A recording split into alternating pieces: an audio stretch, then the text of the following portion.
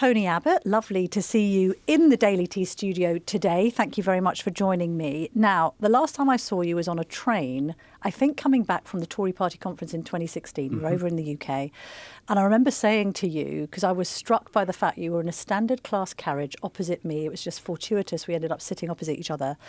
And I was quite struck by the brutal nature of politics, because only a few years earlier, I think 2 years earlier, you were Prime Minister of Australia. You're in the middle of a motorcade sort of situation, a huge entourage, because I was covering the royal tour of the Prince and Princess of Wales, their baby son at the time, Prince George. There you are, you know, on top of the political scene. And then a couple of years later, you're in a standard seat on a train coming back from wherever the conference was. And I said that to you, and then you said to me, and I always remember it, well, unfortunately, political careers never end well. And that's true. I think it was Enoch Powell who said, all public lives end in failure. That's invariably true. Defeat, disappointment, disgrace are normally how people leave the parliament, and that's not a reason not to do it, though. Yes. And I personally think that almost the best thing anyone can do is serve his or her country in the parliament, and I wish we had more people putting their hands up for public life. I wish we had better people putting their hands up for public life, and I wish in particular that we had more people who have already got substantial achievements behind them putting their hands up for public life. Now, as a committed Anglophile, because you were born in England, weren't you? I mean, obviously, very much an Australian, but you've always been interested in Britain, and you've been an advisor to the UK Board of Trade since 2020. So you're often over in the UK. Yes. Presumably you've followed the campaign so far? Look, I've followed it as best I can from afar.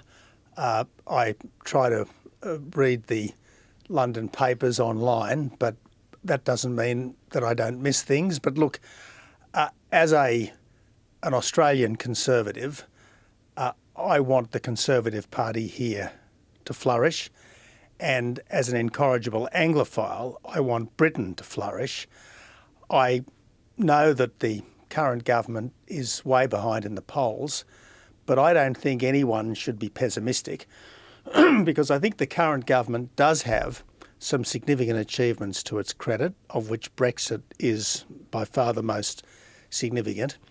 I do quite like some of the things that the government has been saying over the last few days. I think the National Service announcement is a very positive announcement. I think trying to encourage fewer people into Mickey Mouse degrees at university and more people into useful trades, again, I think that's a very useful announcement. And honestly, I think Rishi Sunak would thrive if he felt he had his own mandate. And so I would say to all of those people who might be disappointed with the current government and were dismayed by, for argument's sake, the revolving door prime ministership, I think Rishi Sunak exemplifies modern Britain at its best. And I think that if he gets his own mandate, he might turn out to be one of the very great prime ministers. And I know that there's a lot of people out there who think the Tories have let us down, let's punish them. Well, whatever you do, don't try to punish the Tories if the result is that you punish Britain by giving it a bad government. And I don't see anything like the kind of reforms inside the Labor Party that you'd want to see to make it really trustworthy with the government of such a great country as this. You won a landslide victory in 2013 on the right, you know, with an unashamedly right-wing agenda. How did you win?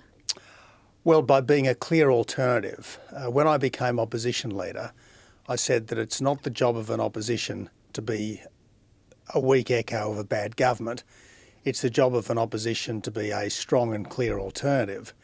And in government or in opposition, you've got to know what you stand for, and you've got to move decisively and purposefully to put your policies into practice if you're a government, and to articulate a strong alternative if you're an opposition. And that was always my view, and I didn't have all that long in government, but I think we managed to get quite a lot done in just 2 years.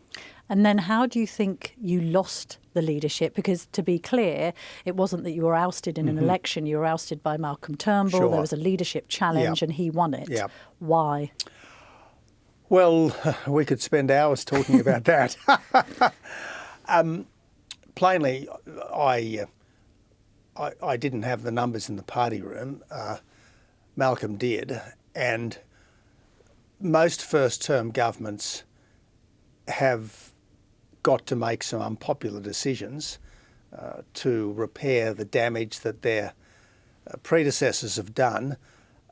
I made what I thought were tough but necessary decisions on budget matters, for instance, and I guess there were enough anxious backbenchers who were looking at polls, and there were enough ambitious frontbenchers who didn't think they were being promoted fast enough to give a challenger a party room majority. I think it was really as simple as that.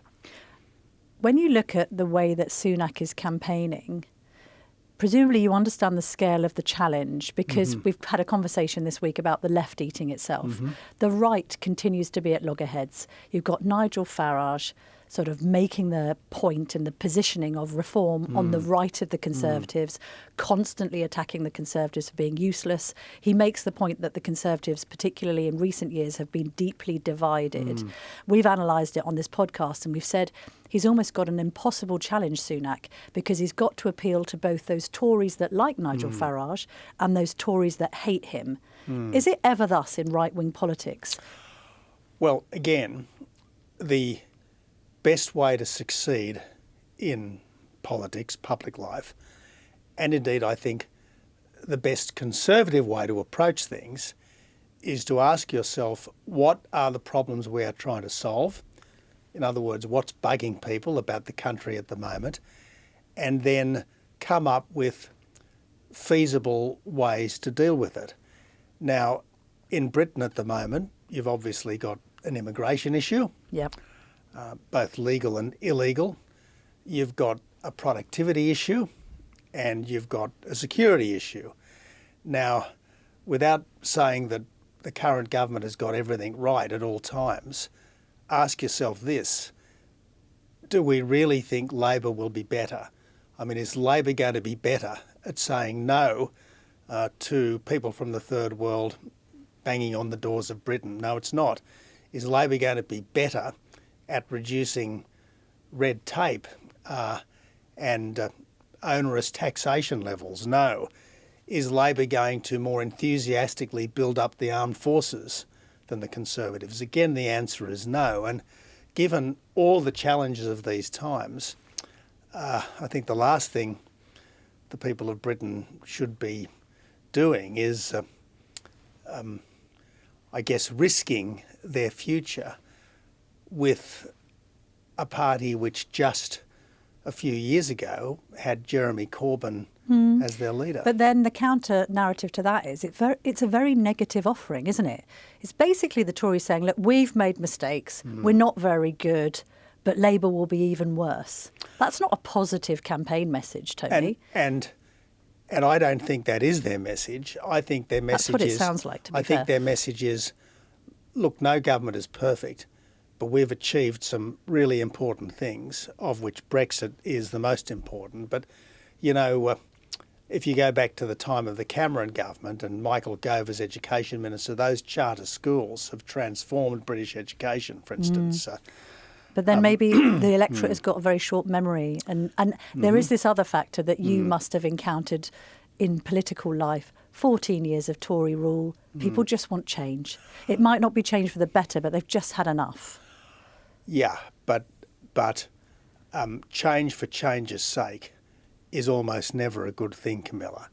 And you can spend a lot of time regretting decisions made in anger or in haste. And as I said, politics politics is a choice. It's a binary choice.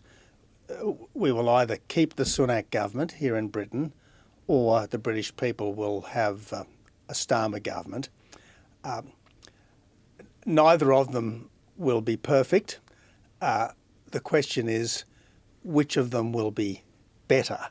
And if what you want is a dynamic economy, a cohesive society, and I guess strength abroad, you're much more likely to get that from a Conservative government than from a Labor one. I noticed that you were with Boris Johnson. I think last month you were both speaking at the Canada Strong and Free conference. Can you give us any insight into what Johnson is thinking, saying? Well, Boris is his usual ebullient self. Look, whatever you think of Boris's political ups and downs, he is one of the great personalities of the English-speaking world. Personally, I think it's deeply regrettable that he didn't have a longer and better run as PM. But again, politics is a brutal business. But he's speaking out. He's being himself. Is he going to stage a comeback, do you think? He and I respectfully disagreed over climate and energy at that conference. The idea that we should impoverish ourselves by rushing to net zero prematurely, I think is a real problem. And in my own country, we are, I think, far too quickly trying to get to net zero, and we've got power prices going through the roof. Some of the industries that have been the foundation of our prosperity, like coal and gas, are being unfairly demonised. This idea that we can rapidly move from being a fossil fuel superpower to something that the current government likes to call a renewable energy superpower, I think is implausible, to put it at its kindest. So look... But you've been around the block a bit, Tony. What's your instinct about Johnson and wanting to stage a comeback? Well, I am sure that Boris has a big contribution to make to Britain's national life, whether it's in the Conservative, whether it's in the Parliament, or whether it's as a respected public figure outside the Parliament. That's really a matter for the Conservative Party. And final question, as the architect of Operation Sovereign Borders in Australia, which has been aped in a way by the Rwanda plan, why do you think it hasn't taken off here? I mean, he's saying that no flights will take off, Rishi Sunak, no flights will take off until after the election. So that's a kind of political error, isn't it? He needed those flights to take off before. Look, I don't claim to be fully on top of the niceties of British legislation.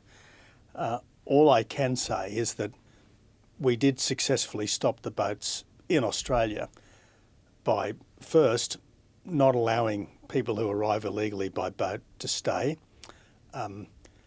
Second, by processing them offshore, and third, by actually turning boats around. And all three, temporary visas, offshore processing and boat turnarounds, were critical to the success of Operation Sovereign Borders. Now, I guess the English Channel is a different proposition to the Timor Sea,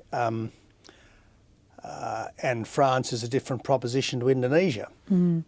But nevertheless, if it were me, I'd certainly be encouraging the Royal Navy to turn boats around in the English Channel, and I'd be saying to the French, look, it's frankly an unfriendly act, tolerating people smuggling gangs and allowing boats to set off from beaches in France that are plainly intended to breach Britain's immigration laws. So if Sunak talked tougher on immigration in this campaign, do you think he'd have more of a chance of winning?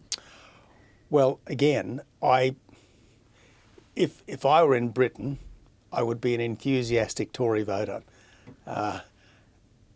because I think that the Conservative government, notwithstanding all the ups and downs of the 14 years, is by far the best choice for the future. You wouldn't be a reform voter then? Look, again, I can understand why people in their frustration sometimes think, let's form a new party. I mean, when I was turfed from the leadership, I had hundreds, if not thousands, of letters and emails saying start a new party. And I always said in response, it's easier to fix an existing party than it is to start a new one. And my fear is that you vote reform, you'll end up getting Labor. You might want to punish the Conservatives, but you'll end up punishing Britain. Do you think, finally, Tony, that Rishi Sunak has a hope in hell of winning this election? Absolutely, I do. Really? Absolutely. As I said, I think this government has a good record to run on. I think that already this government in the campaign is coming up with some quite good ideas for the future. And I do think that Rishi Sunak exemplifies the best of modern Britain. I mean, his parents came from overseas. They were not well-off people. Britain gave him a wonderful education. He made the most of his opportunities here in this country. Anyone who wants to argue that Britain is somehow a class-ridden, maybe even a racist society, well, Rishi Sunak is a living, breathing, magnificent refutation of that, and proof that there is no country on earth that is as colourblind, no country on earth which is less racist than modern Britain. Tony Abbott, thank you so much for joining us today on the Daily Tea. Thanks, Camilla.